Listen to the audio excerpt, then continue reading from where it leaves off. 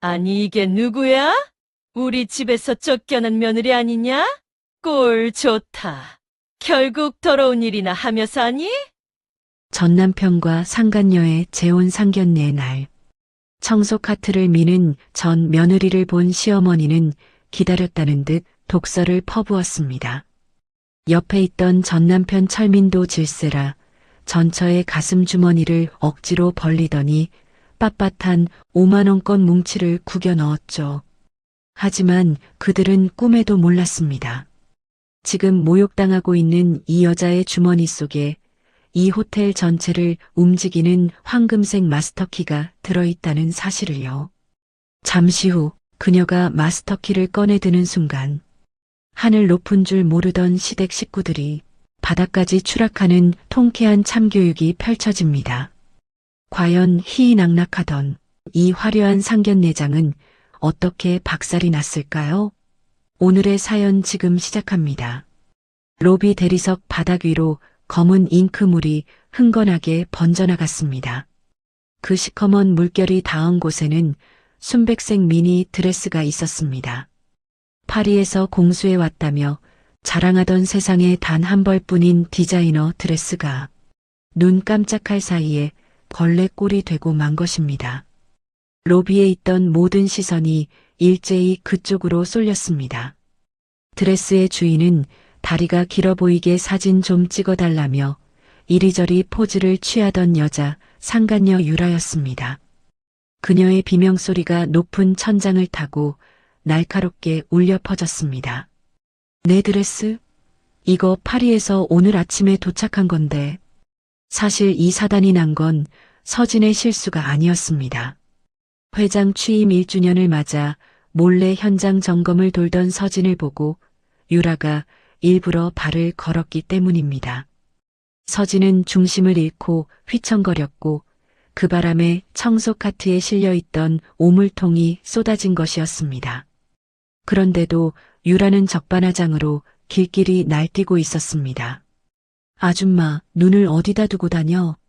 냄새나게 왜 옆을 지나가서 이 사단을 만들어? 그때였습니다. 소란을 듣고 저 멀리서 두 남녀가 헐레벌떡 뛰어오더군요. 오늘의 진짜 주인공이자 서진 인생의 철천지원수들, 전 남편 철민과 전 시어머니 말순이 아니겠습니까? 이게 무슨 일이야? 유라야, 괜찮아? 철민은 상황을 묻기도 전에 서진의 어깨를 거칠게 밀쳐버렸습니다. 육중한 힘에 밀려 서진이 휘청거리자 청소 카트가 둔탁한 소리를 내며 벽에 부딪혔습니다.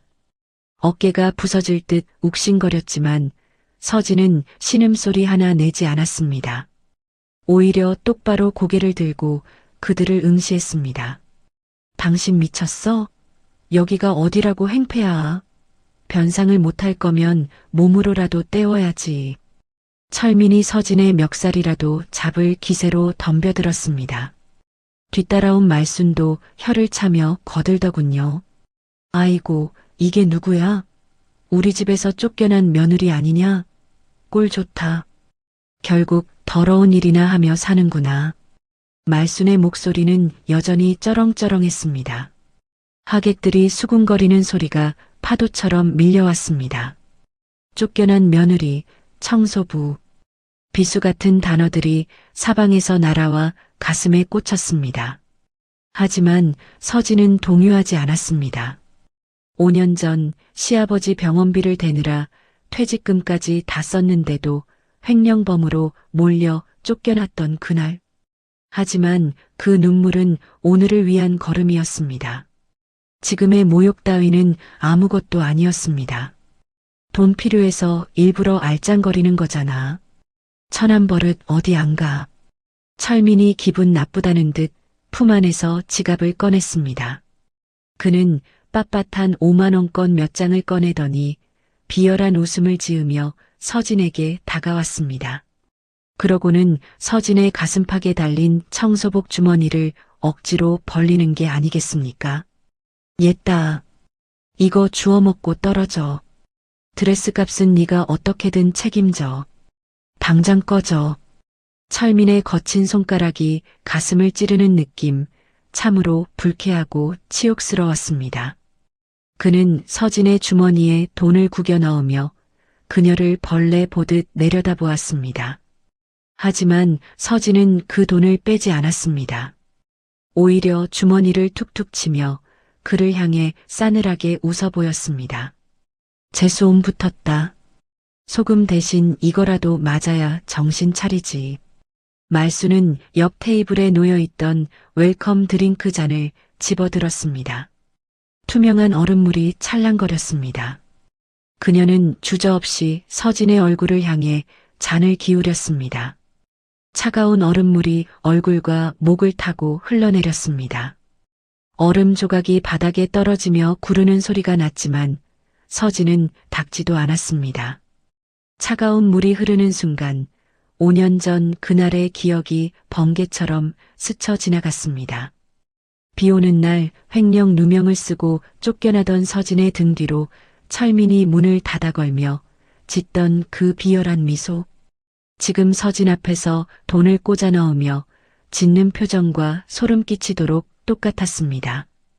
그때나 지금이나 저 인간들은 변한 게 하나도 없었습니다.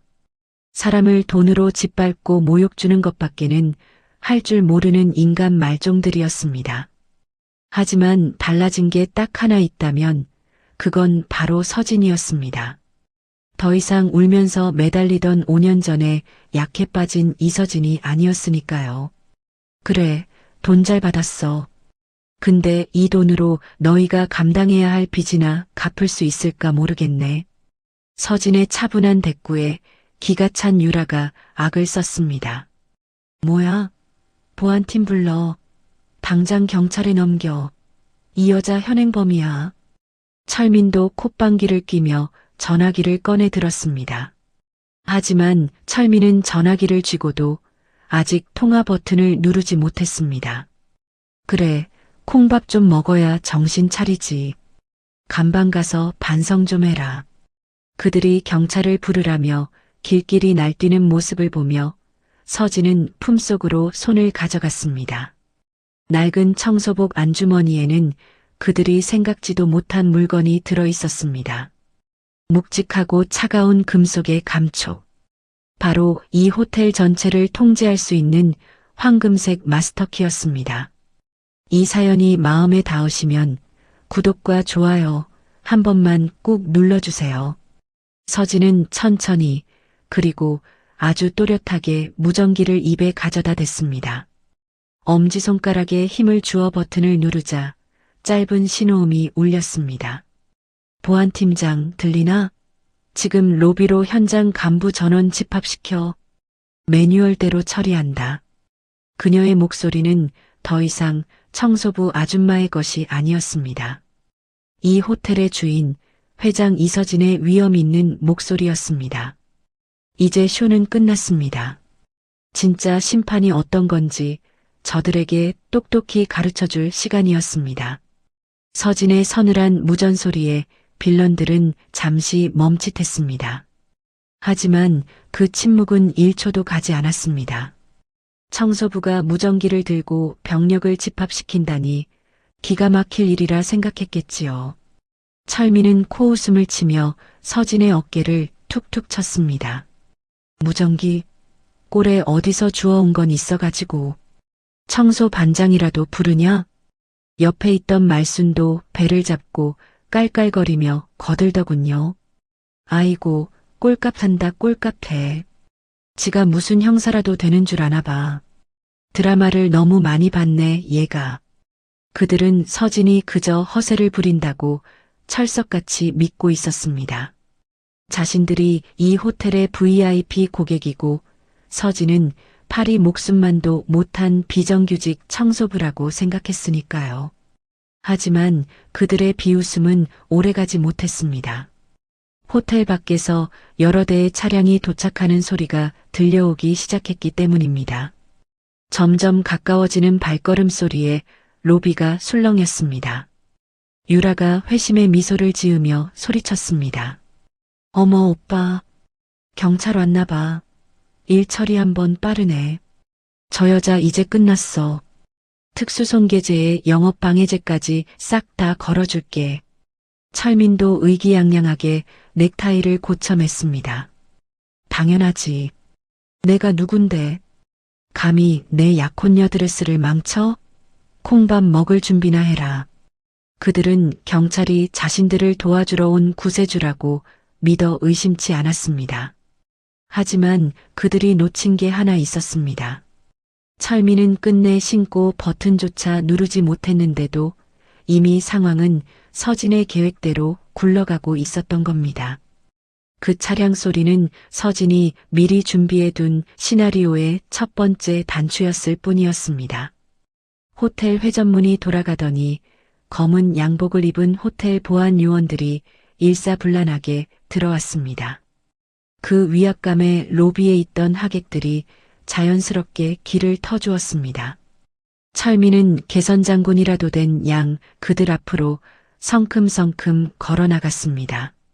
여기요. 여기. 저 여자가 제 약혼녀 드레스에 오물을 부었어요. 철민이 삿대질하며 고래고래 소리를 질렀습니다. 하지만 이상한 일이었습니다. 보안 요원들은 철민을 거들떠보지도 않고 그대로 지나쳐버리는 게 아니겠습니까? 그들의 시선은 오직 한 사람, 청소 카트 뒤에 서 있는 서진에게 고정되어 있었습니다. 철민과 말순의 눈이 휘둥그레졌습니다. 그때 호텔 정문으로 고급 세단들이 줄지어 들어오기 시작했습니다. 한두 대가 아니었습니다. 주요 투자 파트너들이 차에서 내리기 시작했습니다. 저분은 K투자사 대표님 아니야? 철민이 눈을 비비며 소리쳤습니다. 그는 계약 한 줄로 사람을 살리고 죽일 수 있는 거물, K투자사 대표였습니다. 철민은 이게 웬 떡이냐 싶어 허리를 굽히며 한달음에 달려갔습니다. 대표님, 아이고, 제 약혼식에 직접 와주시다니 영광입니다. 하지만 투자사 대표는 철민을 투명 인간 취급하며 지나쳤습니다. 그뿐만이 아니었습니다. 차에서 내린 귀빈들은 하나같이 약속이나 한 듯 로비 중앙을 향해 정중하게 목례를 했습니다. 그 시선 끝에는 여전히 오물을 뒤집어 쓴 채 서 있는 서진이 있었습니다. 빌런들은 혼란에 빠졌습니다. 이게 무슨 상황인지 도무지 이해가 가지 않았을 겁니다. 그 틈을 타 보안팀장이 은밀하게 서진에게 다가와 귀속말을 건넸습니다. 회장님, 준비 완료입니다. 이동하시죠. 서진은 고개만 까딱하고는 청소 카트를 밀며 유유히 자리를 떴습니다. 철민이 뒤늦게 그 모습을 발견하고 소리쳤습니다. 야, 거기서 도망가네 저거. 보안팀, 범인 도망가요. 철민이 쫓아가려 하자 덩치 큰 보안 요원들이 거대한 벽처럼 앞을 가로막았습니다. 묵직한 가슴팍에 부딪힌 철민이 뒤로 나동그라질 뻔했습니다. 손님, 행사장 입장은 이쪽입니다. 소란 피우지 마십시오. 보안 요원의 목소리는 낮고 단호했습니다. 말순이 혀를 차며 철민을 일으켜 세웠습니다. 나더라. 겁먹고 튄 거야. 어차피 CCTV 돌려서 잡으면 돼. 귀한 손님들 오셨는데 냄새나게 굴지 말고 우리도 들어가자. 유라도 씩씩거리며 젖은 드레스 자락을 털었습니다. 재수없어 진짜. 오빠 나 옷부터 갈아입을래. 기분 잡쳤어. 그들은 서진이 도망친 것이라 철석같이 믿고 있었습니다. 아니, 믿고 싶었겠지요. 그렇게 빌런들은 보안 요원의 안내를 받아 VIP 전용 통로가 아닌 일반 행사장이 있는 쪽으로 발걸음을 옮겼습니다. 자신들이 걸어 들어가는 그 길이 서진이 파놓은 지옥의 불구덩이인 줄은 꿈에도 모른 채 말입니다. 한편 서진은 보안 요원들의 호의를 받으며 직원 전용 통로로 들어섰습니다. 엘리베이터 앞에 서자 청소 카트를 넘겨받은 비서실장이 미리 준비된 깨끗한 수건과 슬리퍼를 건넸습니다. 고생하셨습니다, 회장님. 옷부터 갈아입으시죠. 서진은 오물이 묻은 장갑을 벗어 쓰레기통에 던져 넣었습니다. 그리고 주머니 깊숙한 곳에서 아까 철민이 억지로 쑤셔 넣었던 5만 원권 뭉치를 꺼냈습니다. 꾸깃꾸깃 구겨진 지폐들.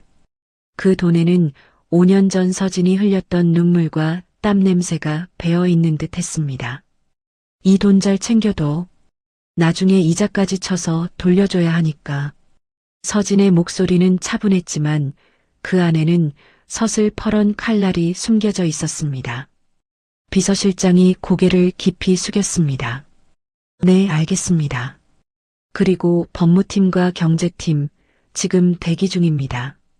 서진은 고개를 끄덕이며 VIP 엘리베이터에 올랐습니다. 문이 닫히는 순간 닫히는 문틈 사이로 희희낙낙하며 걸어가는 철민과 말순의 뒷모습이 보였습니다. 5년 전 갓난아기 같던 서진을 길바닥에 내버리고 뒤돌아서던 그 뒷모습과 겹쳐 보였습니다. 서진은 속으로 되뇌었습니다. 웃어라, 실컷 웃어더라. 그게 너희들의 마지막 웃음이 될 테니까. 서진이 탄 엘리베이터가 가장 높은 곳, 펜트하우스를 향해 거침없이 올라갔습니다. 숫자판에 숫자가 올라갈수록 서진의 심장 박동도 빨라졌습니다. 두려움 때문이 아니었습니다. 드디어 오늘 묵은 빚을 청산한다는 기대감 때문이었습니다. 한편 옷을 갈아입으러 탈의실로 향하던 유라는 은밀하게 전화를 걸었습니다. 주위를 두리번거리는 폼이 영 수상쩍었습니다. 오빠 나야. 그 아줌마 쫓아냈어. 근데 아까 그 아줌마 카트에 호텔 도면 같은 게 있더라고. 내가 훔쳐볼게. 그거면 우리 경쟁사에서 한 모 챙길 수 있잖아. 유라의 목소리에는 탐욕이 가득했습니다. 그녀는 단순한 약혼녀가 아니었습니다. 철민의 돈을 노리고 접근한 것도 모자라 이 호텔의 기밀을 빼내려는 산업 스파이였던 겁니다. 철민은 그것도 모르고 새장가 든다고 좋아하고 있었으니 참으로 한심하기 그지없었습니다.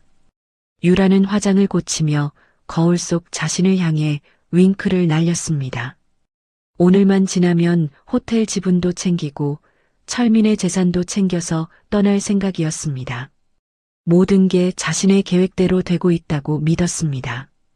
잠시 후 새 드레스로 갈아입은 유라와 턱시도를 다듬은 철민, 그리고 한복을 차려입은 말순이 로비에서 다시 모였습니다. 그들은 의기양양하게 오늘의 행사장 다이아몬드 홀 입구로 향했습니다. 입구에는 외부인 출입 금지라는 팻말이 서 있었지만 보안 요원은 그들을 막지 않았습니다. 오히려 정중하게 문을 열어주었습니다. 어서 오십시오. 기다리고 있었습니다. 철민은 어깨를 으쓱하며 말순을 쳐다봤습니다. 거봐, 엄마. 내가 예약해둔 거야. 여기 아무나 못 들어오는 데라고. 말순은 입이 귀에 걸렸습니다. 아이고, 우리 아들 장하다. 그깟 청소부 때문에 기분 망칠 뻔했는데 여기서 밥 먹으면 싹 잊혀지겠네. 그들은 개선 행진을 하듯 다이아몬드 홀 안으로 발을 들여놓았습니다. 하지만 홀 안은 이상할 정도로 고요했습니다. 수백 개의 촛불이 켜져 있고 화려한 꽃장식이 되어 있었지만 정작 음식을 서빙하는 직원이 단 한 명도 보이지 않았습니다. 넓은 연회장에 덩그러니 놓인 원형 테이블 하나, 그리고 그 위에는 코스 요리 대신 은색 덮개가 덮인 접시 3개만이 놓여 있었습니다. 이게 뭐야? 서프라이즈 이벤트인가? 철민이 의아해하며 주위를 둘러보았습니다. 유라도 뭔가 이상한 낌새를 챘는지 미간을 찌푸렸습니다. 자기야, 여기 왜 이렇게 썰렁해? 음식은 어디 있고? 그때였습니다. 말순이 배가 고프다며 참지 못하고 자기 앞에 접시 덮개를 덥석 열었습니다. 에이, 금강산도 식후경이라는데 뭐라도 먹고 보자. 은색 덮개가 열리며 가벼운 금속 소리가 났습니다. 하지만 그 안에 들어있는 건 먹음직스러운 스테이크가 아니었습니다. 음식 냄새 대신 차가운 기계음 소리가 들려왔습니다. 하얀 접시 위에 덩그러니 놓여 있는 건 붉은색 녹음 램프가 깜빡이고 있는 낡은 녹음기 한 대였습니다. 그리고 그 옆에는 누렇게 바른 서류 봉투 하나가 놓여 있었습니다. 이게 뭐냐? 말순의 목소리가 파르르 떨렸습니다. 단순한 장난이라기엔 분위기가 너무나도 서늘했습니다. 마치 누군가가 보이지 않는 곳에서 그들을 지켜보고 있는 듯한 소름 끼치는 느낌. 철민과 유라의 얼굴에서도 서서히 핏기가 가시기 시작했습니다. 과연 그 녹음기에는 어떤 진실이 담겨 있을까요? 그리고 이들이 발을 들인 이곳이 화려한 연회장이 아니라 처형대라는 사실을 언제쯤 깨닫게 될까요? 정막이 감도는 다이아몬드 홀. 은색 덮개 아래 놓인 검은색 녹음기에서는 규칙적인 램프 불빛만이 깜빡이고 있었습니다. 화려한 꽃장식과 촛불이 무색하게, 공기는 얼음장처럼 차갑게 가라앉았습니다. 말수는 떨리는 손으로 녹음기를 집어 들려다 멈칫했습니다. 마치 뱀이라도 만진 것처럼 소스라치게 놀라 손을 거두더군요. 철민아, 이거 기분 나쁘다. 지배인 불러라. 우리 나가자. 말순의 목소리가 젖어 있었습니다. 철민도 뭔가 잘못되었다는 걸 직감했는지 굳은 표정으로 뒤를 돌았습니다. 지배인, 여기 아무도 없습니까? 철민의 고함 소리가 텅 빈 홀 안에 메아리 쳤습니다. 하지만 돌아오는 대답은 없었습니다. 철민은 신경질적으로 넥타이를 풀어 헤치며 입구 쪽으로 성큼성큼 걸어갔습니다. 서비스가 뭐 이따위야. 컴플레인 걸어야겠어. 나가자, 엄마. 철민이 육중한 양쪽 문을 향해 손을 뻗는 순간이었습니다. 문 앞에 검은 정장을 입은 보안 요원 2명이 벽처럼 서 있었습니다. 철민이 손잡이를 잡으려 하자 그들이 정중하지만 단호하게 앞을 막아섰습니다. 죄송합니다, 고객님. 현재 경찰 도착 전까지 증거 훼손 방지를 위해 출입을 통제하고 있습니다. 잠시만 대기해 주십시오. 뭐? 증거 훼손? 내가 뭘 어쨌다고. 내가 누군지 알아? 당장 비켜. 철민이 악을 썼지만 보안 요원들은 미동도 하지 않았습니다. 마치 거대한 바위에 부딪힌 꼴이었습니다. 유라의 얼굴이 하얗게 질렸습니다. 오빠, 이거 뭐야? 우리 갇힌 거야? 불안감이 스멀스멀 피어오르기 시작했습니다. 그때였습니다. 말순이 떨어뜨릴 뻔했던 녹음기에서 거칠게 끊기는 잡음과 함께 익숙한 목소리가 흘러나왔습니다. 어머니, 서진이 걔 도장 여기 있어요. 횡령 서류에 이거 찍으세요. 그래야 우리가 이 호텔 먹죠. 철민의 목소리였습니다. 그것도 아주 젊고 탐욕에 찌든 5년 전의 목소리였습니다. 철민은 망치로 머리를 얻어맞은 듯 그 자리에 얼어붙었습니다. 말수는 입을 틀어막으며 주저앉을 뻔했습니다. 이게 무슨...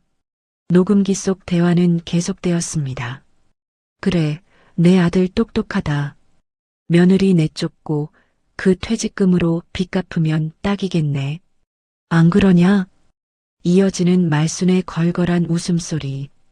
그 웃음소리가 텅 빈 연회장에 기괴하게 울려 퍼졌습니다. 유라는 두 사람을 번갈아 보며 뒷걸음질 쳤습니다. 그녀가 알고 있던 성공한 사업가 철민과 인자한 척하던 말순의 모습은 온데간데 없었습니다. 오빠 이거 사실이야? 횡령 조작했다는 거 진짜야? 유라의 물음에 철민은 식은땀을 줄줄 흘리며 말을 더듬었습니다. 아니야. 이거 조작된 거야. 누가 악의적으로 편집한 거라고. 철민은 당황해서 어쩔 줄 몰라 하며 자기 앞에 접시 덮개를 거칠게 열어젖혔습니다. 뭔가 먹을 거라도 찾아서 이 상황을 모면하고 싶었는지도 모릅니다. 하지만 그 접시 위에도 음식은 없었습니다. 대신 누런 서류 봉투 하나가 덩그러니 놓여 있었습니다. 이건 또 뭐야? 철민이 떨리는 손으로 봉투를 열어 내용물을 꺼냈습니다. 종이 뭉치를 확인하는 철민의 동공이 지진이라도 난 듯 흔들렸습니다. 그건 바로 5년 전 그들이 위조했던 이중장부 사본과 서진의 도장이 찍힌 횡령각서 원본이었습니다.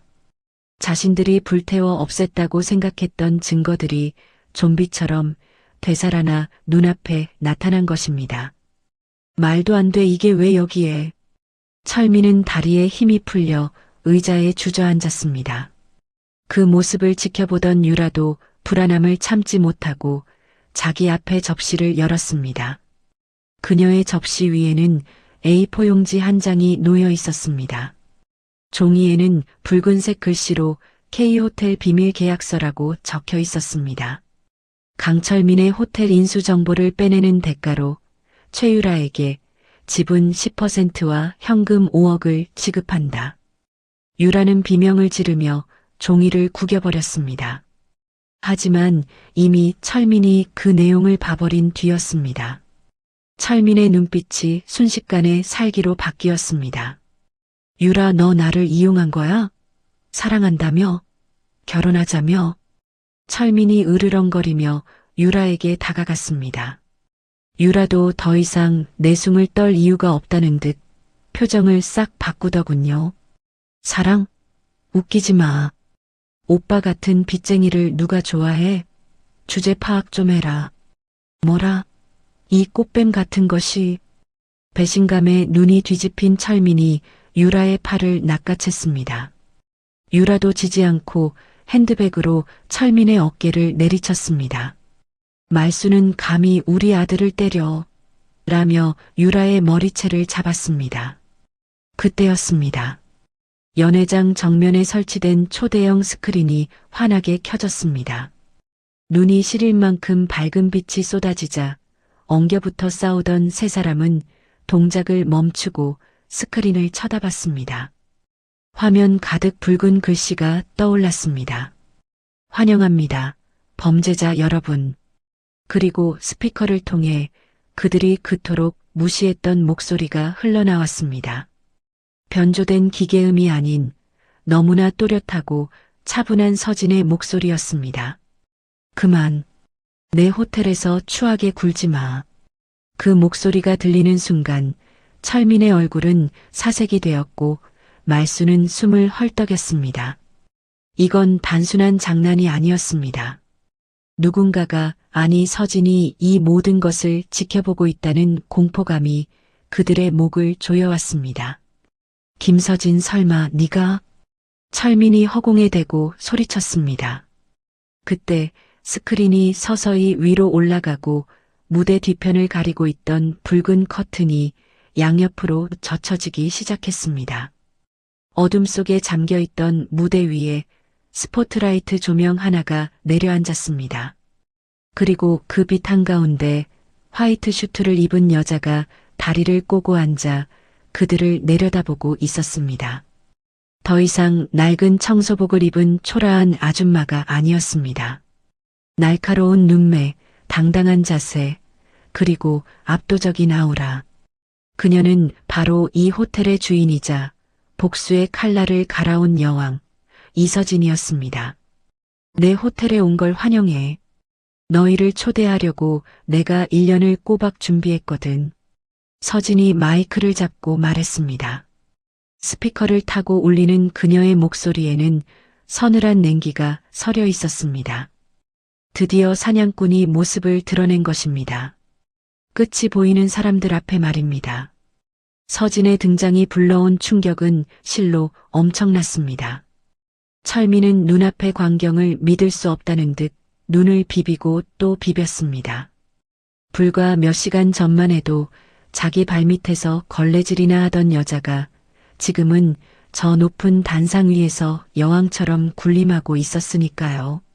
말수는 턱이 빠질 듯 입을 벌린 채 멍하니 서진을 올려다볼 뿐이었습니다.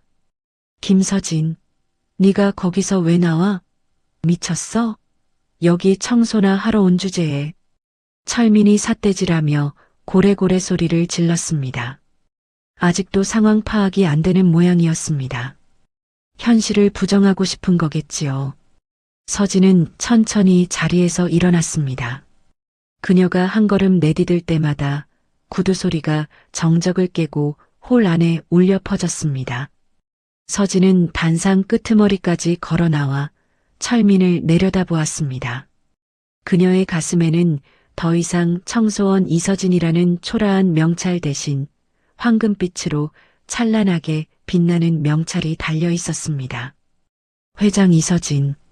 그 5글자가 철민의 눈에 비수처럼 박혔습니다. 서진은 마이크를 입에 가져다 댔습니다. 청소? 그래, 청소하러 왔지. 내 호텔에 굴러들어온 쓰레기들을 치우러. 서진의 목소리가 스피커를 타고 홀 전체를 감쌌습니다. 마이크에서 울리는 소리가 공포감을 더했습니다. 철민은 얼굴이 불그락 푸르락해져서는 단상 위로 뛰어오르려 했습니다. 이게 어디서 까불고 있어. 내려와. 당장 안 내려와. 철민이 계단을 밟으려는 순간 무대 양옆 어둠 속에서 건장한 경호원들이 나타났습니다.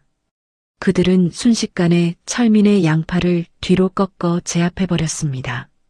이거나 내가 누군지 알아? 어딜 감히. 회장님 앞이다. 예의를 갖춰라. 경호원의 호통 소리와 함께 철민의 무릎이 바닥에 부딪혔습니다. 철민은 꼼짝없이 바닥에 엎드린 꼴이 되고 말았습니다. 그 거만하던 기세는 온데간데없고 비명만 질러대는 꼴이 참으로 볼만했습니다. 말수는 다리가 풀려 바닥에 주저앉았습니다. 그녀의 시선은 서진의 가슴에 달린 황금 명찰에 고정되어 있었습니다. 회장이라니? 네가 이 호텔 주인이라고? 말도 안 돼. 그럴 리가 없어. 말순이 중얼거렸습니다. 서진은 차갑게 웃으며 말순을 바라보았습니다. 왜요? 안 믿기세요, 어머니? 하긴 어머니가 훔쳐간 갯돈 3천만 원으론 어림도 없는 자리죠. 제가 5년 동안 어떻게 살았는지 상상이나 가시겠어요? 서진이 손짓하자 대형 스크린의 화면이 바뀌었습니다. 더 노블레스 호텔 등기부등본과 주식 보유 현황이 화면 가득 떴습니다. 최대 주주란에는 이서진이라는 이름이 선명하게 박혀 있었습니다. 그건 조작할 수도 부정할 수도 없는 명백한 증거였습니다. 보이세요? 이 호텔 제 겁니다. 당신들이 5년 전에 뺏으려다 실패한 그 호텔 말이에요. 빌런들은 그제야 자신들이 도간에 든 쥐 신세라는 걸 뼈저리게 깨달았습니다. 유라는 눈치를 보더니 슬금슬금 뒷걸음질 치기 시작했습니다. 비상구 쪽으로 도망칠 심산이었겠지요. 하지만 그녀가 문고리를 잡기도 전에 비상구 문이 열리며 경찰들이 들어왔습니다. 움직이지 마세요. 경찰입니다. 유라는 비명을 지르며 주저앉았습니다.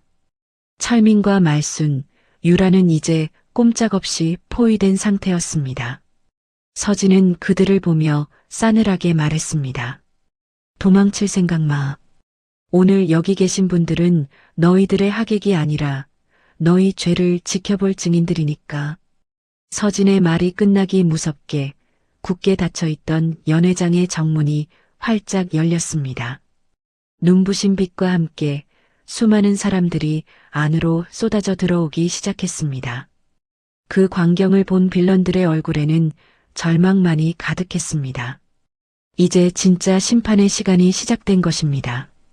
연회장의 거대한 정문이 활짝 열리자 검은 정장을 입은 사람들이 파도처럼 밀려 들어왔습니다.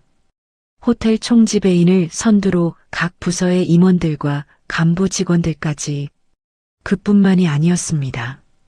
연회장 양쪽 벽면에 설치된 대형 전광판이 일제히 켜지더니 전국 각 지점의 직원들이 실시간으로 화면을 가득 채웠습니다. 현장의 임원들과 화면 속 지점장들까지 도합 500명의 핵심 인력이 서진을 향해 도열했습니다. 그 위압감에 철민과 말수는 숨조차 제대로 쉬지 못했습니다.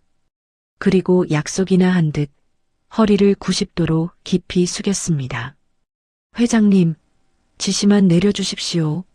수백 명의 목소리가 하나로 합쳐져 연회장이 떠나갈 듯 울려 퍼졌습니다. 현장의 함성과 스피커를 통해 쏟아지는 목소리가 뒤섞여 그 소리에 샹들리에까지 흔들릴 만큼 떨릴 정도였습니다. 그것은 단순한 인사가 아니었습니다.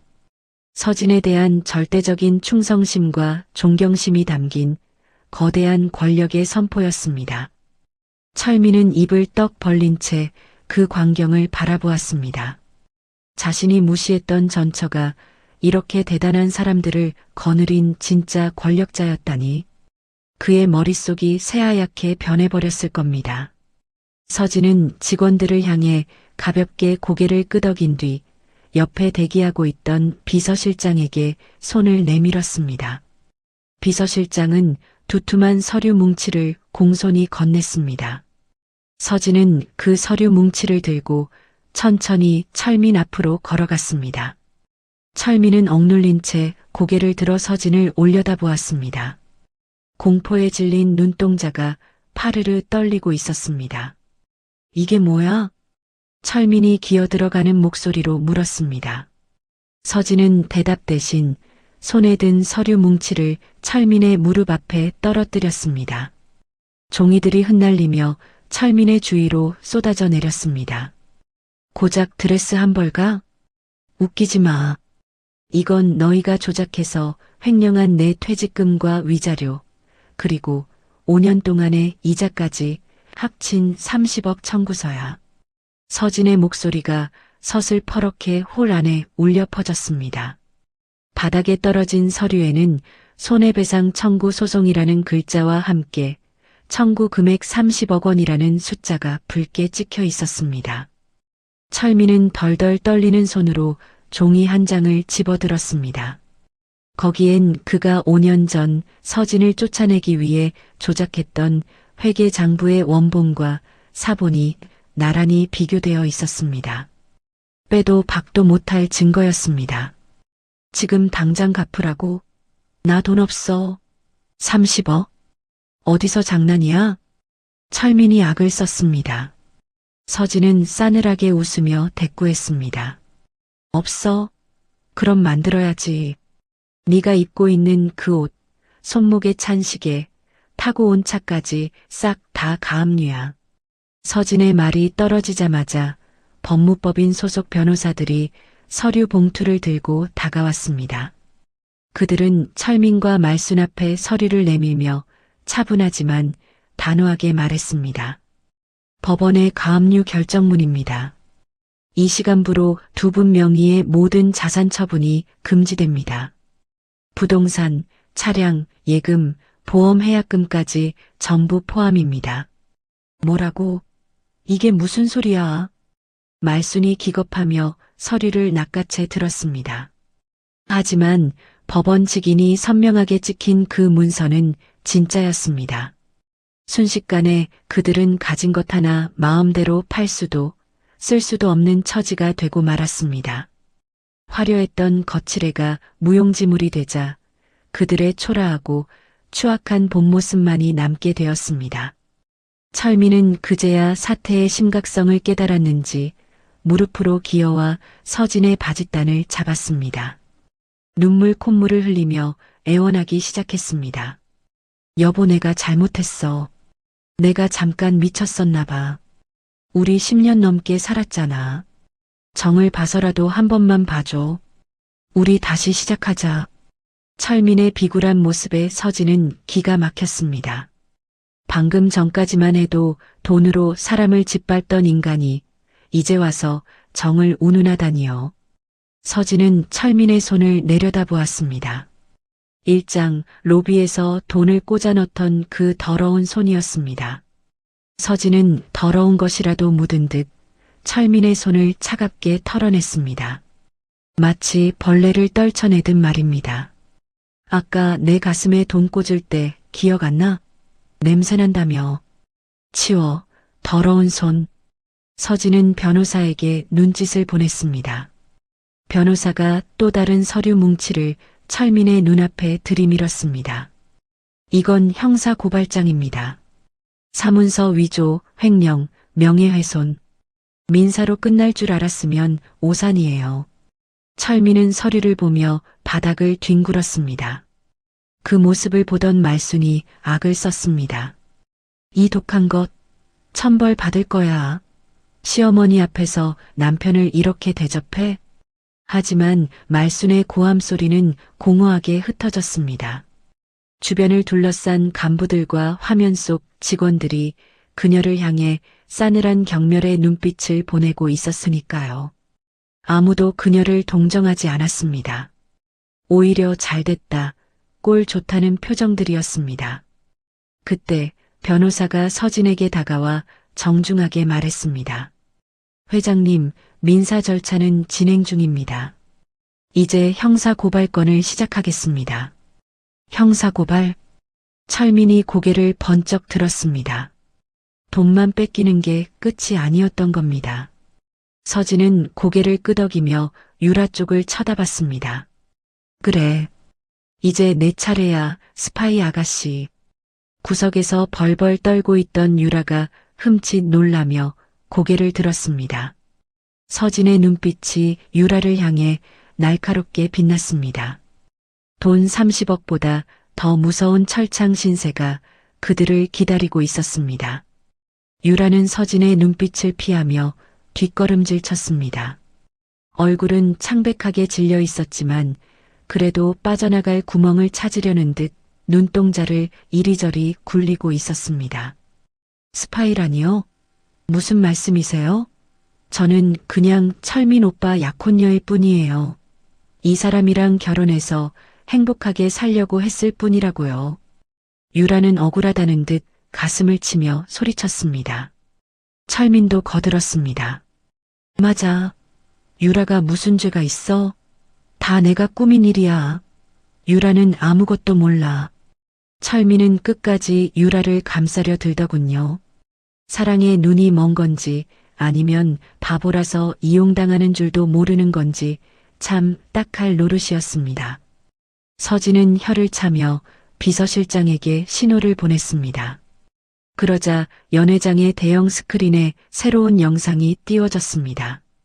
영상 속에는 유라가 낯선 남자와 은밀하게 만나는 장면이 담겨 있었습니다. 그 남자는 바로 서진의 라이벌 호텔인 K호텔의 부사장이었습니다. 유라는 부사장에게 USB 하나를 건네며 비열하게 웃고 있었습니다. 부사장님, 여기 더 노블레스 호텔 인수 관련 기밀 자료예요. 강철민 그 멍청이가 비밀번호도 안 걸어놨더라고요. 영상 속 유라의 목소리가 연회장에 쩌렁쩌렁 울려 퍼졌습니다. 철민은 자신의 귀를 의심했습니다. 화면 속 유라가 자신을 멍청이라고 부르며 비웃고 있었으니까요. 좋아. 이거면 충분해. 수고했어, 최유라 씨. 지분 10% 약속은 지키지. 부사장이 건넨 돈 봉투를 챙기며 환하게 웃는 유라의 모습. 그것은 사랑에 빠진 여자가 아니라 돈에 눈이 먼 사기꾼의 얼굴이었습니다. 영상이 끝나자 연회장에는 정적만이 흘렀습니다. 철민은 넋이 나간 사람처럼 유라를 쳐다보았습니다. 유라, 너 정말이야? 나를 멍청이라고 했어? 스파이 짓 하려고 나한테 접근한 거야? 철민의 목소리가 가늘게 떨렸습니다. 모든 게 들통난 유라는 더 이상 연기할 필요를 느끼지 못했는지 표정을 싹 바꾸더군요. 그녀는 철민을 향해 독서를 퍼부었습니다. 그래, 이제 알았냐, 이 한심한 작자? 너 같은 무능한 놈을 내가 왜 좋아해? 빚만 잔뜩 있는 주제에 사장 소리 듣고 싶어서 폰만 잡고 다니는 꼴, 내가 얼마나 역겨웠는지 알아? 유라의 본색에 철민은 충격을 받아 말도 잇지 못했습니다. 말순이 이것이 하며 달려들었지만 유라는 말순을 거칠게 밀쳐버렸습니다.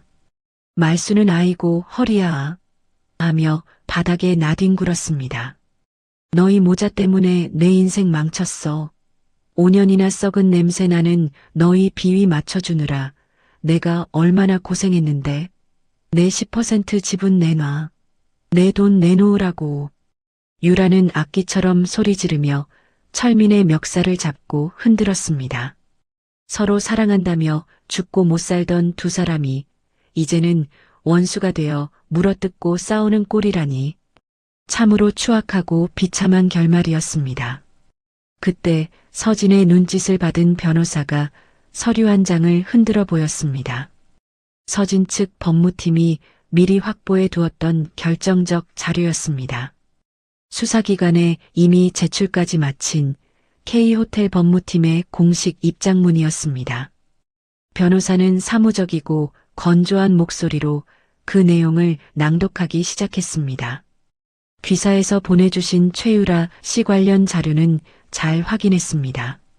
본사는 최유라 씨와 어떠한 계약도 맺은 적이 없으며 산업기밀 탈취 시도는 최유라 개인의 단독 범행임을 명백히 밝힙니다.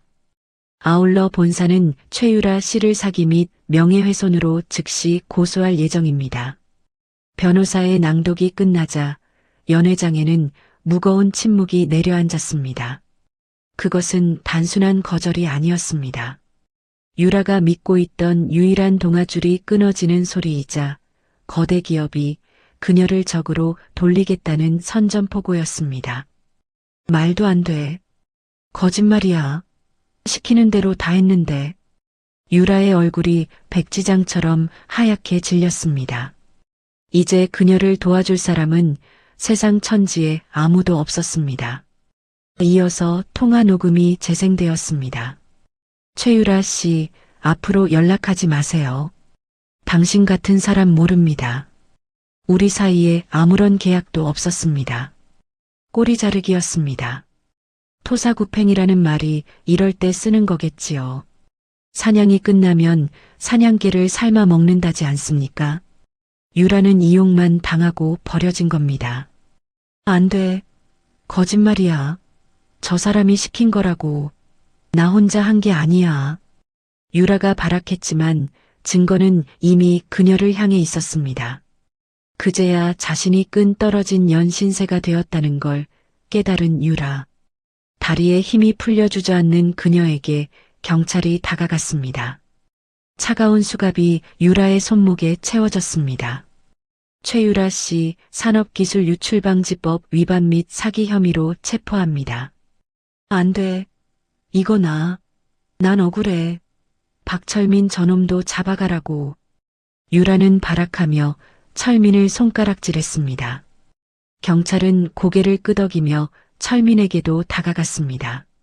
박철민 씨 사문서 위조 및 횡령 혐의로 당신도 체포합니다.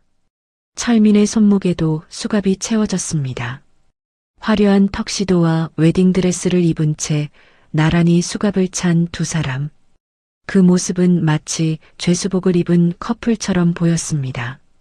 초대받았던 하객들은 이 기막힌 광경을 놓칠세라 휴대폰을 꺼내 촬영하기 시작했습니다. 망한 재혼식, 산업 스파이 검거 현장 같은 제목들이 실시간으로 인터넷에 퍼져나갔습니다. 찍지 마. 찍지 말라고. 철민이 고개를 숙이며 소리쳤지만 셔터 소리는 멈추지 않았습니다. 서진은 스크린에 실시간으로 올라오는 댓글들을 띄웠습니다. 대박이다. 저런 쓰레기들이 있다니. 꼴 좋다. 감방에서 평생 썩어라. 전처분이 보살이네. 저걸 참고 살았다니. 축하해. 너희 이제 전국구 스타네. 원하던 대로 유명해져서 좋겠어. 서진의 비아냥에 철민과 유라는 고개조차 들지 못했습니다. 사회적으로 완전히 매장당하는 순간이었습니다. 하지만 아직 한 사람이 남았습니다.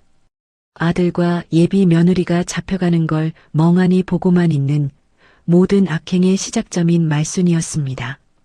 연회장 한가운데 덩그러니 남겨진 말순. 아들 철민과 예비 며느리 유라가 경찰에게 연행되어 나가는 뒷모습을 보며 그녀는 사시나무 떨듯 떨고 있었습니다. 자신의 든든한 방패막이라고 믿었던 아들도 노후를 책임져 줄 거라 믿었던 며느리도 사라져버렸으니까요. 이제 말순을 지켜줄 사람은 아무도 없었습니다. 말순은 천천히 고개를 돌려 단상 위에 서진을 올려다보았습니다.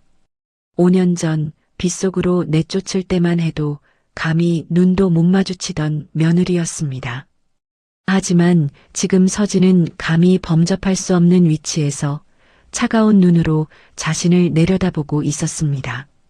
말순은 본능적으로 살 길을 찾아야 한다고 생각했습니다. 그녀는 주저앉았던 몸을 일으켜 서진 앞으로 기어갔습니다. 아가 서진아, 내가 잘못했다. 내가 노망이 나서 그랬나 보다. 말순은 서진의 발목을 붙잡고 눈물을 짜냈습니다. 조금 전까지만 해도 도둑년이라며 욕을 퍼붓던 입에서 아가 소리가 나오다니 참으로 역겨운 노릇이었습니다. 내가 쟤들한테 속은 거야. 나는 아무것도 몰랐다. 늙은 내가 무슨 힘이 있겠니? 다 저것들이 시켜서 한 짓이야. 며느리야, 우리 좋았잖아. 한 번만 받아오. 말순은 뻔뻔하게 태세를 전환하며 거짓말을 늘어놓았습니다. 하지만 서진은 속지 않았습니다. 그녀는 말순의 손을 매몰차게 뿌리쳤습니다. 좋았다고요? 누가요? 어머니 혼자 좋으셨겠죠. 저는 지옥이었습니다. 서진은 비서에게 눈짓을 했습니다. 그러자 스크린에 또 다른 영상 하나가 재생되었습니다. 5년 전 서진이 쫓겨나던 날 밤의 CCTV 영상이었습니다. 영상 속 말순은 서진의 짐 가방을 현관 밖으로 집어 던지며 악을 쓰고 있었습니다. 나가. 당장 나가. 내 아들 앞길 막지 말고 꺼져. 재수 없는 것.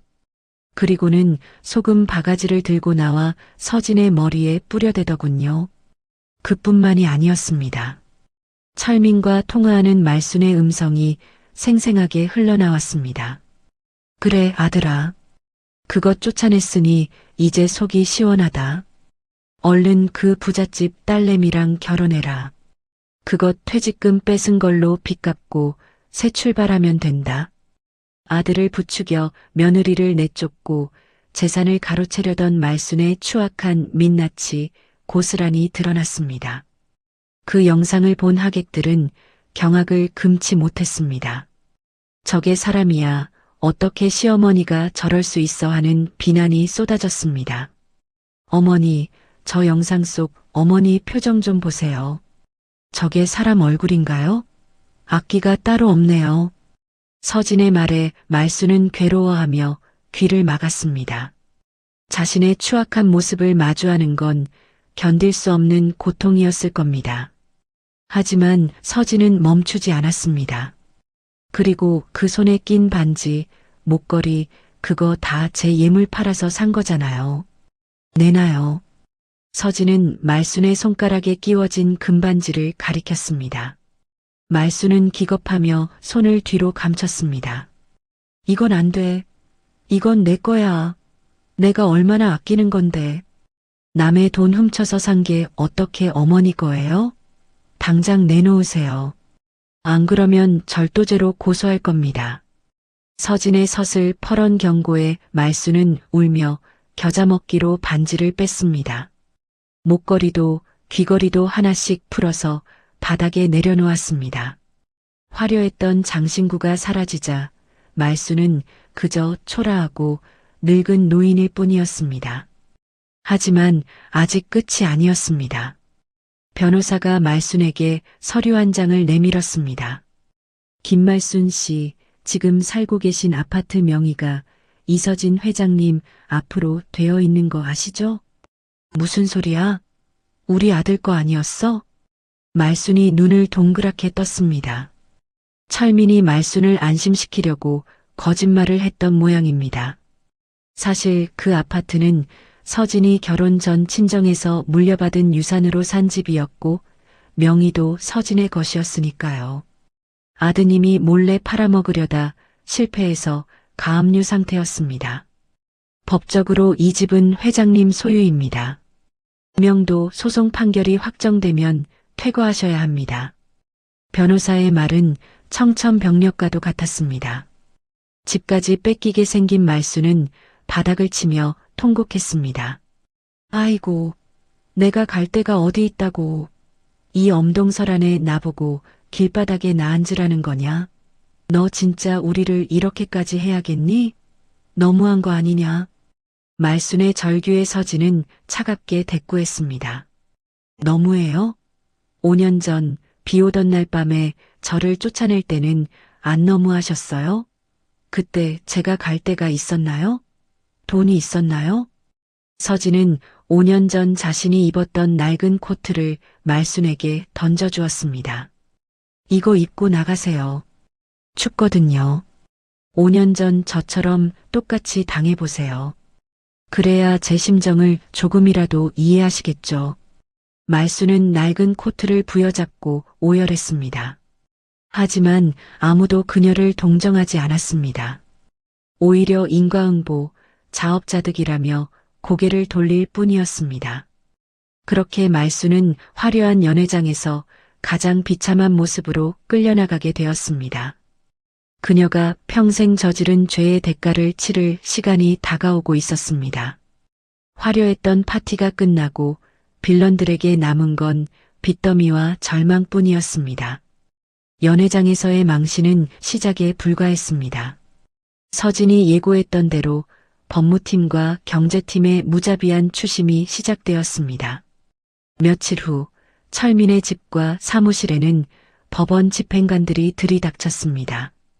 철민의 으리으리했던 펜트하우스 현관문에는 법원의 봉인 딱지가 붙었습니다. 고급 가구며 가전제품, 심지어 옷장 속 명품들까지 하나하나 목록에 올라갔습니다. 철민의 회사 사무실도 예외는 아니었습니다. 책상과 컴퓨터에 압류 스티커가 붙고 직원들은 밀린 월급도 못 받은 채 짐을 싸서 떠나버렸습니다. 유치장에 갇혀있던 철민의 휴대폰에 문자가 도착했습니다. 귀하의 모든 계좌가 법원 명령에 의해 동결되었습니다. 철민이 숨겨두었던 비상금 계좌는 물론 해외로 빼돌리려던 자금까지 모조리 묶여버린 것입니다. 철민은 휴대폰을 부여잡고 덜덜 떨었습니다. 이제 그는 빈털터리를 넘어 갚을 수도 없는 빚더미에 앉은 신용불량자가 된 것입니다. 안 돼, 내 돈 내 회사. 철민은 유치장 창살을 잡고 울부짖었습니다.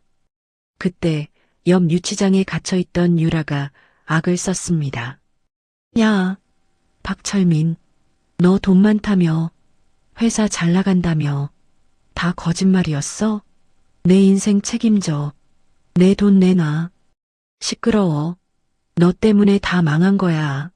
네가 스파이 짓만 안 했어도. 웃기고 있네. 네가 횡령만 안 했어도 안 걸렸어. 철민과 유라는 서로를 탓하며 철창 사이로 손을 뻗어 머리끄덩이를 잡고 싸웠습니다. 사랑한다던 연인의 모습은 온데간데없고 서로를 물어뜯는 악기들만 남았을 뿐이었습니다. 교도관들이 달려와 뜯어 말려야 할 정도로 추한 광경이었습니다. 한편 연회장에서 쫓겨난 말순의 처지는 더 비참했습니다. 서진이 던져준 낡은 코트 하나만 걸친 채 말순은 갈 곳을 잃고 거리를 헤맸습니다. 화려했던 한복 대신 낡은 코트를 입은 그녀를 알아보는 사람은 아무도 없었습니다. 편의점에 들어가 컵라면이라도 사 먹으려 했지만 카드를 긁자마자 거절 소리가 났습니다. 할머니, 이거 한도 초과예요. 잔액 없어요. 뭐, 그럴 리가 없는데? 다시 해봐. 말순이 억지를 부렸지만 결과는 똑같았습니다. 철민의 카드가 정지되면서 말순의 카드도 함께 정지된 것입니다. 결국 말순은 컵라면 하나도 사지 못하고 쫓겨나야 했습니다. 배고픔과 추위에 떨던 말순은 지하철역으로 밀려났습니다. 차가운 바닥에 신문지를 깔고 누운 말수는 지나가는 사람들을 향해 소리쳤습니다. 내가 누군지 알아? 내가 호텔 회장 시어머니야. 우리 며느리가 회장이라고. 하지만 사람들은 미친 노인 취급을 하며 코를 막고 지나갈 뿐이었습니다. 말순의 외침은 공허한 메아리가 되어 돌아왔습니다. 그때 지하철역에 설치된 TV에서 뉴스가 흘러나왔습니다. 올해의 기업인 상, 더 노블레스 호텔 이서진 회장 수상. 화면 속 서진은 화려한 조명을 받으며 환하게 웃고 있었습니다. 기자들이 플래시를 터뜨리며 그녀를 에워쌌습니다. 당당하고 품위 있는 서진의 모습은 지금 쭈그리고 앉아있는 말순의 처지와 극명하게 대비되었습니다. 말순은 멍하니 TV 화면을 바라보았습니다. 아이고, 내가 복을 찼어. 제 발로 복을 찼어. 말순은 땅을 치며 후회했습니다. 며느리 구박하지 말고 잘해줄 걸, 쫓아내지 말고 붙잡을 걸. 뒤늦은 후회였지만 이미 버스는 떠난 뒤였습니다. 그녀가 흘리는 눈물은 5년 전 서진이 흘렸던 피눈물의 대가였습니다. 며칠 후 노숙 생활에 지쳐가던 말순과 집행유예로 풀려난 철민 앞에 검은 정장의 남자가 나타났습니다. 서진의 비서실장이었습니다. 회장님 지시입니다. 두 분께 일자리를 드리라고 하셨습니다. 철민과 말순의 눈이 번쩍 뜨였습니다. 역시 며느리밖에 없다며 서진이 용서해 준 거라 생각했겠지요. 아이고, 감사합니다. 역시 우리 며느리야. 내가 가서 사과하면 받아줄 줄 알았어. 말순은 넙죽절을 했습니다. 하지만 그들이 안내받은 곳은 화려한 호텔 로비도 따뜻한 사무실도 아니었습니다. 비서실장을 따라 들어간 곳은 코를 찌르는 악취가 진동하는 호텔의 가장 깊고 어두운 곳, 지하 3층이었습니다. 여기가 어딥니까? 철민이 코를 막으며 물었습니다. 비서실장은 무표정한 얼굴로 작업복을 던져주었습니다. 호텔 폐기물 처리장입니다. 두 분이 하실 일은 여기서 음식물 쓰레기를 분리수거하는 겁니다. 숙식은 제공되니 열심히 하십시오. 뭐요? 쓰레기를 치우라고요? 말순이 기겁을 했지만 비서실장은 차갑게 돌아섰습니다. 싫으면 나가시면 됩니다. 대신 30억 빚은 평생 갚으셔야 할 겁니다. 갈 곳도 돈도 없는 그들에게 선택권은 없었습니다. 결국 그들은 눈물을 머금고 더러운 작업복을 입어야 했습니다. 그것이 서진이 그들에게 베푼 마지막 자비이자 가장 잔인한 형벌이었습니다. 1년이란 시간이 흘렀습니다. 더 노블레스 호텔은 대한민국을 넘어 세계적인 랜드마크로 우뚝 섰습니다. 로비는 언제나 화려한 조명과 행복한 손님들의 웃음소리로 가득 찼습니다. 하지만 빛이 밝을수록 그림자는 짙은 법이라던가요. 호텔의 가장 깊고 어두운 곳, 지하 3층 폐기물 처리장에는 전혀 다른 세상이 펼쳐져 있었습니다. 코를 찌르는 악취와 눅눅한 습기, 그곳에서 낡은 작업복을 입고 음식물 쓰레기를 뒤적이는 두 남녀가 있었습니다. 초췌한 몰골에 깊게 패인 주름, 그리고 생기 없는 눈동자. 바로 1년 전 그토록 거만하게 굴던 말순과 철민이었습니다. 아이고, 허리야 철민아, 거기 족발 뼈 좀 제대로 골라내라. 반장이 보면 또 잔소리한다. 말순이 굽은 허리를 두드리며 투덜거렸습니다. 철민은 대꾸할 기운도 없는지 묵묵히 쓰레기 봉투를 묶고 있었습니다.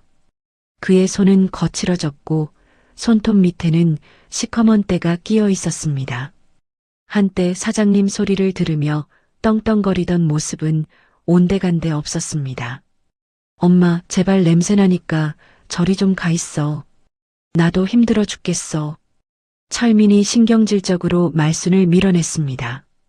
예전 같으면 엄마를 끔찍이 챙기던 마마보이였지만 가난과 고통 앞에서는 효심도 바닥난 모양이었습니다. 말수는 서러움에 눈물을 훔쳤습니다. 배고프다. 오늘 점심은 뭐 나왔냐? 손님들이 남긴 거라도 없냐? 뭔 소리야? 남긴 걸 왜 먹어? 직원 식당 가서 먹으면 되잖아. 식권 다 떨어졌잖아. 네가 어제 술 사 먹느라 다 썼으면서. 두 모자는 쓰레기 더미 위에서 서로를 탓하며 언성을 높였습니다. 참으로 비참하고 처량한 광경이었습니다. 그때 작업반장이 헐레벌떡 뛰어들어왔습니다. 야, 거기 잡담 그만하고 똑바로 서. 회장님 시찰 오신다. 회장님이라는 단어에 두 사람은 조건반사적으로 몸을 바들바들 떨었습니다. 그들에게 서진은 이제 공포의 대상이자 절대적인 지배자였으니까요. 철민은 하던 일을 멈추고 벽 쪽으로 붙어 섰고 말순도 옷매무새를 다듬으며 고개를 숙였습니다. 어둠 속에서 구두 소리가 들려왔습니다. 규칙적이고 힘 있는 그 소리가 가까워질수록 두 사람의 심장 박동 소리도 커져갔습니다. 이윽고 어둠을 뚫고 서진이 모습을 드러냈습니다. 티끌 하나 없는 완벽한 정장 차림에 당당하고 우아한 자태.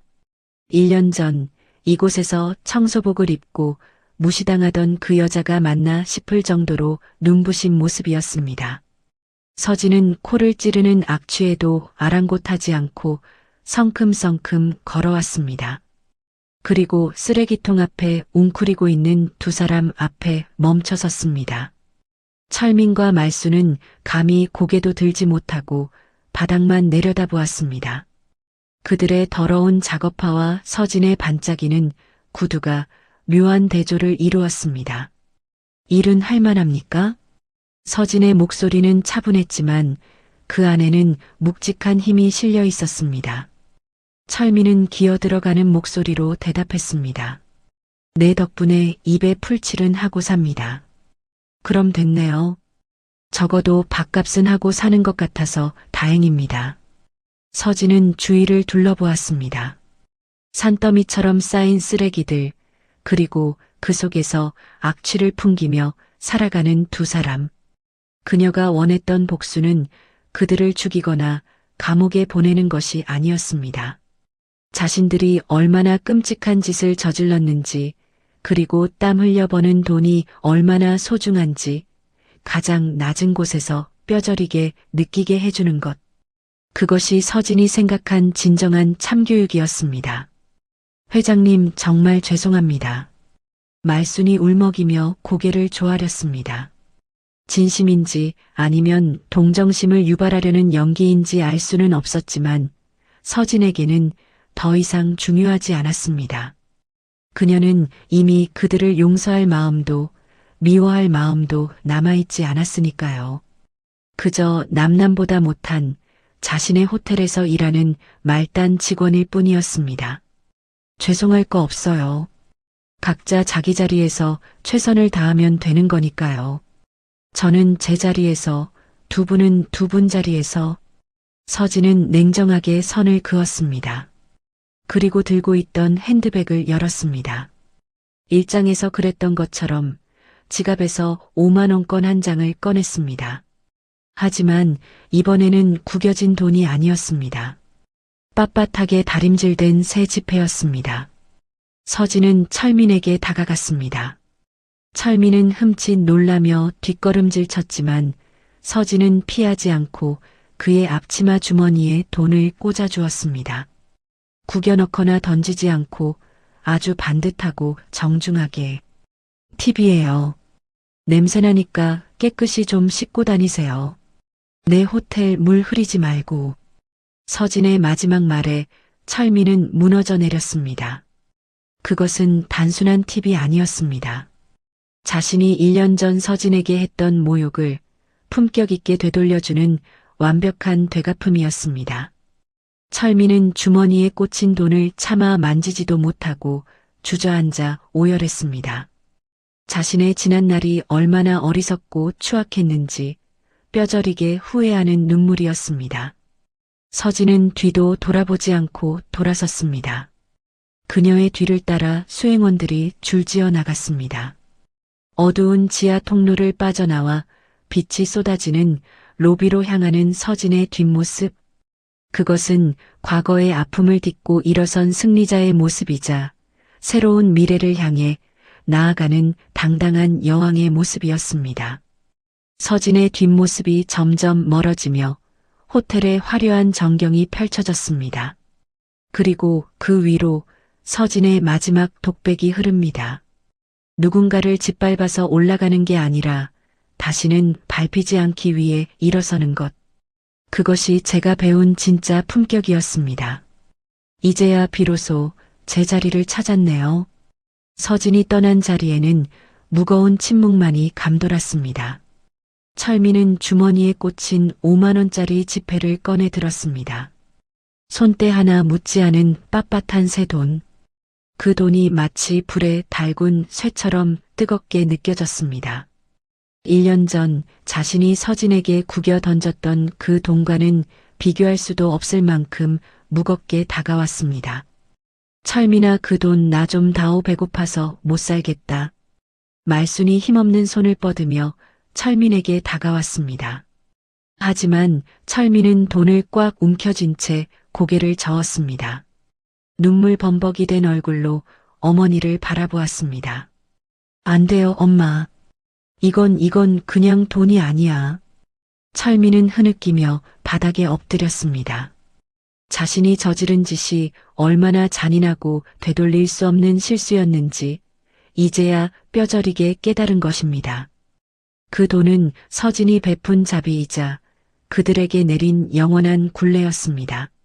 매일매일 냄새나는 쓰레기를 치우며 과거의 죄를 씻어내라는 무언의 명령이었습니다.